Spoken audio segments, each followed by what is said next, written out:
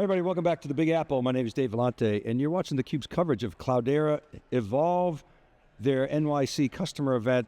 We're here in Hell's Kitchen on the water. We're having a great day talking about private AI and bringing AI to the data and, hybrid and multi-cloud and, AI anywhere is kind of the theme of the day. Manasi Vartak is here. She's Chief AI Architect at Cloudera. Love the title. Thanks so much for spending some time with us. Thanks so much for having me. Excited to be here. So, Manasi, let's start with the title. This is the hottest title right now. It's like, you remember back in the big data days, data scientist was the hot title. This trumps that by a million miles. But when you talk to your colleagues, Chief AI, whether it's officer or architects, that role is emerging. How do you think about that role and how you spend your time? Great question. So my journey to Cloudera has been a little bit interesting. My company that I started out of MIT actually was acquired by Cloudera last year. And so we used to build MLOps software, operationalizing AI and ML. So have been building infrastructure for a while, joined Cloudera last year after the acquisition. And now my remit is to figure out what Cloudera's AI strategy should be, and not just what AI tools are we providing our customers, how are we also integrating AI into our platform to make it more intelligent. So when did you start the company that got acquired? 2019. That's Verta, right? Yes, that's right. Wow, okay. And you got acquired just last year, is that right? Yes, that's right, 2024.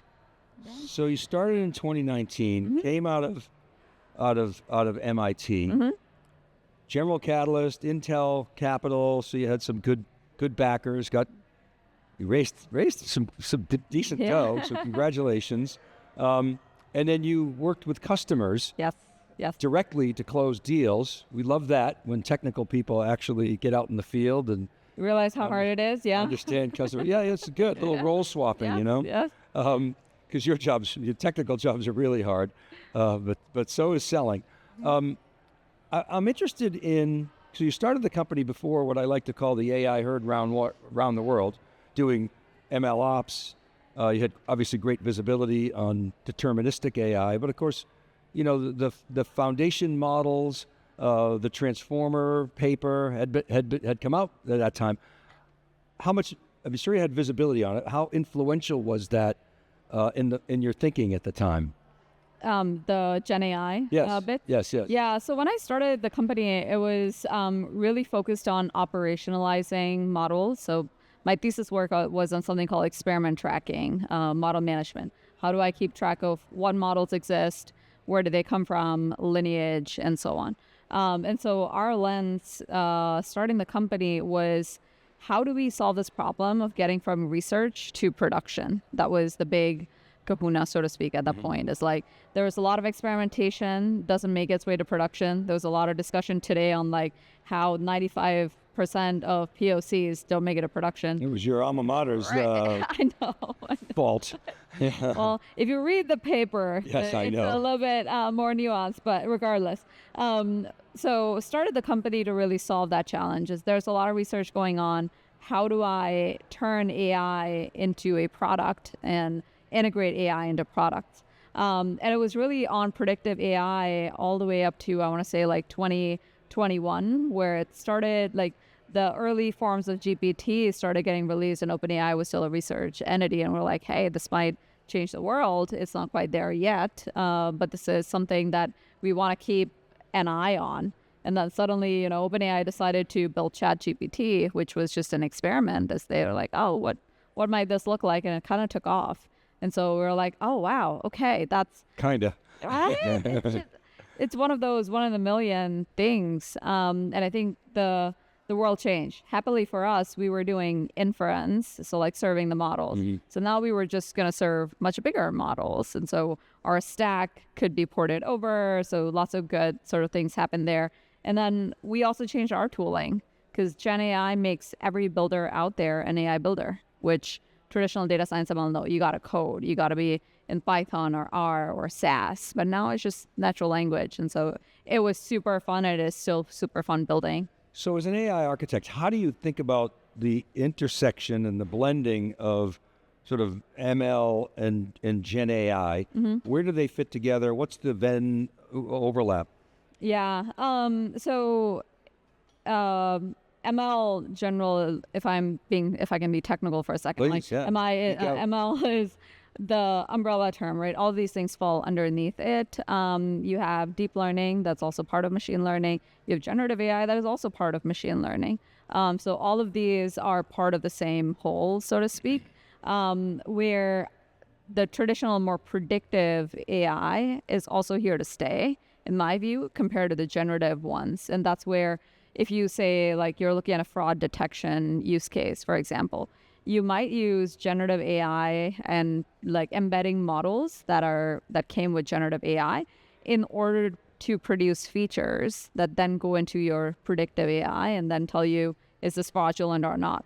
So in the super complicated use cases, I'm seeing both kinds of AI get used very fruitfully, and bringing them together, I think, is where we can get the predictability that sometimes Gen AI lacks, but still leverage the power of Gen AI. And do so in a natural language interface as well, which brings the AI to the masses. Okay, so the big theme here, bringing AI to your data anywhere.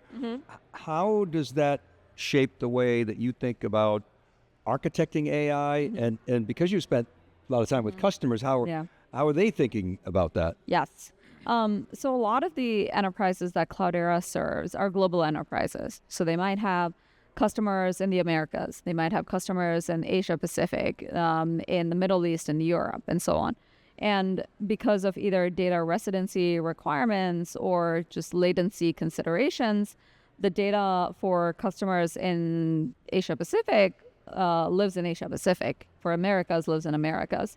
So what that means is, if you want to build models or serve models for those people, the models need to be located where the data is. So the models for the Americas need to be sitting where the data for the America customers is, and then APAC. So that's what we're doing. Our whole philosophy is, you can have a central control tower for your AI where you might have different kinds of fraud models.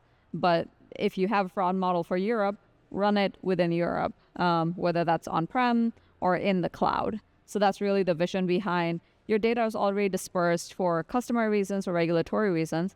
Bring your models where your data resides, so you can both stay within regulation and to give a better user experience. Because if you start shipping data across the world to get an LLM prediction, you've lost the game. Right. There's a little bit of latency and cost.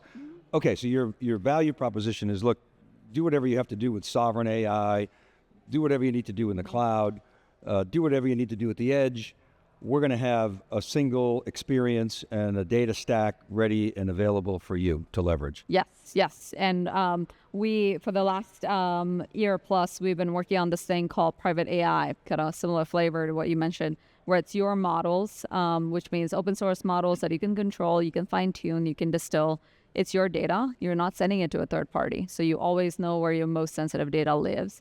And then your hardware, whatever that might mean for you.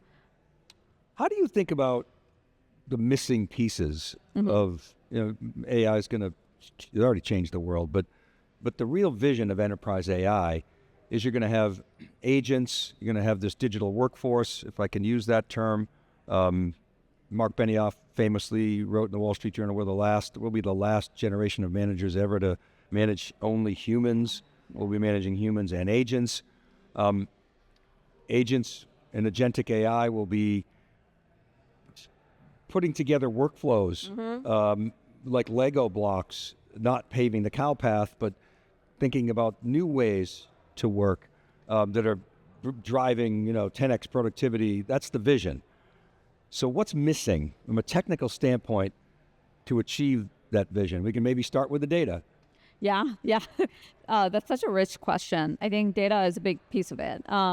Because LLMs already know everything about the public internet, but they don't know anything about your enterprise context, right? Your people, your customers, what are your business processes? Unless we can enrich those LLMs or teach them about the business context, that's not going to happen. So That's a big one. The second one is generative AI by definition is not quite deterministic. And so you get hallucinations. You don't quite get exactly what you need. How do we manage the error rates within these agents or LLMs when they're strung together? So if the first one makes a mistake, the other one compounds that mistake, the third one compounds that mistake, how do we rein that in to avoid like something exploding downstream? So getting the error rates to be bounded or limited for these LLMs, I think is another critical part. AI evaluations is a whole area that has come up with generative AI. I think there's a lot to do there. Let's say governance is another big piece. How do I know that the agent isn't going to expose some sort of data or allow you to do some sort of action that you should not be doing given your role in the company, your permissions, and all of that? So I'd say the data, the quality, the data, the quality, and I am just blanking out what I just said. So, but Yeah. I've got a follow-up actually. So I want to ask you, from a technical standpoint, why do LLMs hallucinate? Is it a data quality issue? Is it because the probabilities are so variable? And how can the industry, how is the industry sort of closing those gaps so that we can confidently apply our own proprietary data? Yeah, great question. So hallucinations, to a large degree, I think, are a artifact of how these models are trained. And you can't, for generative models at least, it's very hard to get rid of hallucinations. OpenAI just tested out different ways to train the model to reduce hallucinations. But the risk is if you reduce hallucinations, it also reduces the creativity of the results. So it's like, it is almost a feature. Becomes maximum vanilla. Yeah, exactly. And you don't quite want that. So I think there's ways to circumvent that and put in guardrails or extra checks to mitigate hallucinations. But I think we need to accept that they're going to be a part of Gen AI outputs. Would love to get your perspective on some of the survey data that you guys did. State Enterprise AI at 2025, you guys published that, I guess, today, noted only 9% of enterprises say they have full access to their data. Some people might say that that's a feature, not a bug, but I get it. Agentic AI needs high quality inputs. So how are companies addressing this problem? Because if you're going to give full access to the data, well, you can't give full access to everybody or every agent. Yeah. I think solving permissioning for data estates is a thing that everyone is working towards, including Cloudera, because you do not want to open that up to all agents. Agents, like employees, if you think about the digital workforce, they have a role, and depending on the role, they have access to certain data. They cannot have access to everything, because then you'll have a writer or summarizer agent who has access to your financials. That would be terrible. And so just as we think about users or employees today and their access controls, the agents also need similar access controls, except they can maybe do more, where they can go and find every open URL and try to access that data, and then you really want to shut down that URL. Yeah, right. Right. Yeah. It's like human might not have the time to go and, click on things. It's very fast for a bot to do that. Right, at machine speeds. Okay, in that same report, 52% of IT leaders said that integrated MLOps and AI tooling said there was a top capability for their data architecture. Well, that's good news for your previous startup and your thesis, and that's good. So congratulations on that. But so how, beyond acquiring your company, how is the platform evolving to meet that requirement? 100%. So as we're looking at the roadmap for Cloudera AI, there's few areas of focus for us.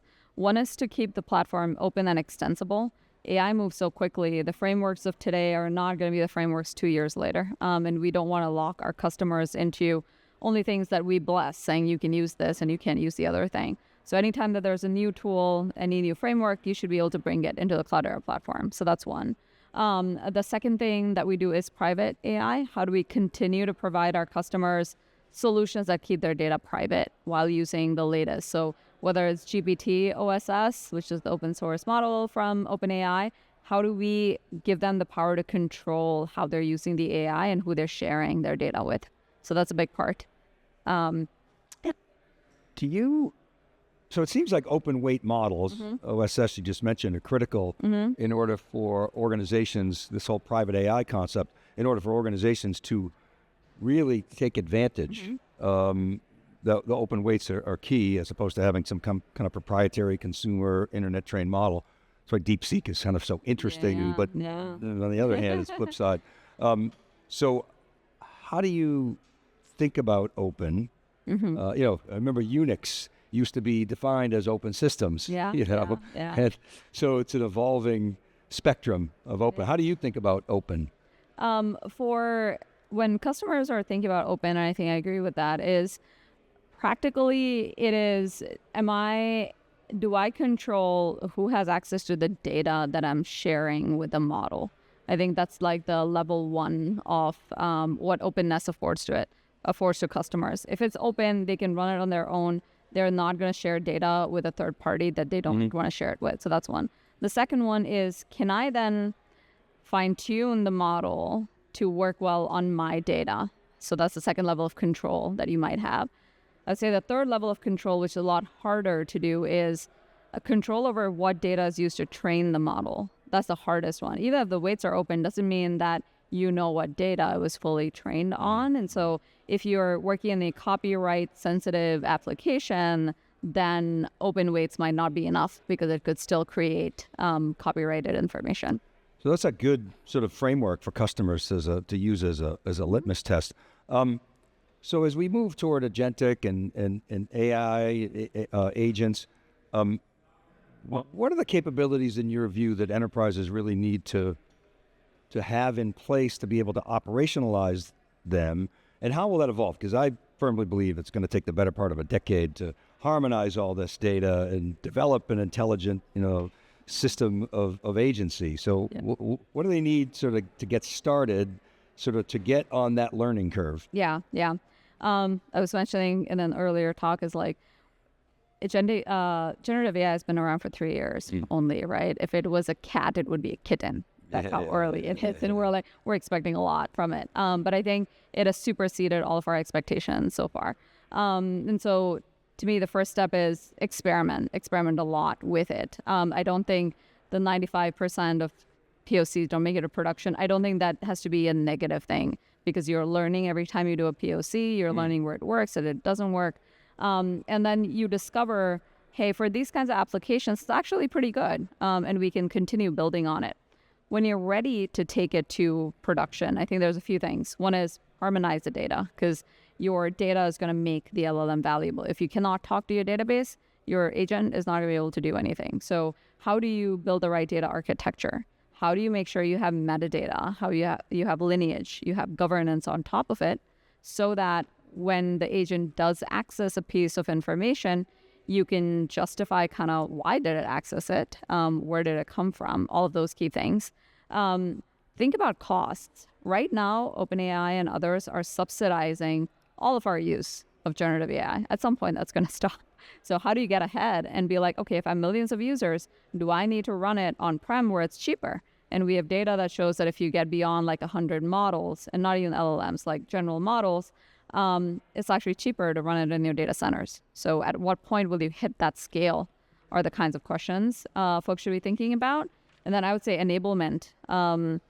It's for your employees working with AI and AI agents is a different kind of muscle. So how do we enable our people to, when do I trust the result? How do I prompt accurately? I think that's also a key part going beyond technology. Yeah, Abbas, in the keynote this morning, that was his sort of, I think it was at 100 workloads. He said you start to get operational leverage on-prem, whereas you get sort of diseconomies of scale, and the cloud was sort of the premise there. To follow up on that, don't you also need access to process logic and the business metadata that's right now kind of locked inside the SaaS platforms, and how do you get access to that? Do you need a graph database to be able to have a 4D view of the enterprise? I mean, it seems like all those things are necessary in order to move from a world that's database driven and in a language of strings to a digital representation of an enterprise, people, places, things, processes, activities. Yes, 100%. I think like we do need some sort of semantic graph, like a knowledge graph that says if you're looking for HR information, this is where you go, and other pieces. And extracting this information from different SaaS software out there 100% makes sense. It's the data fabric vision.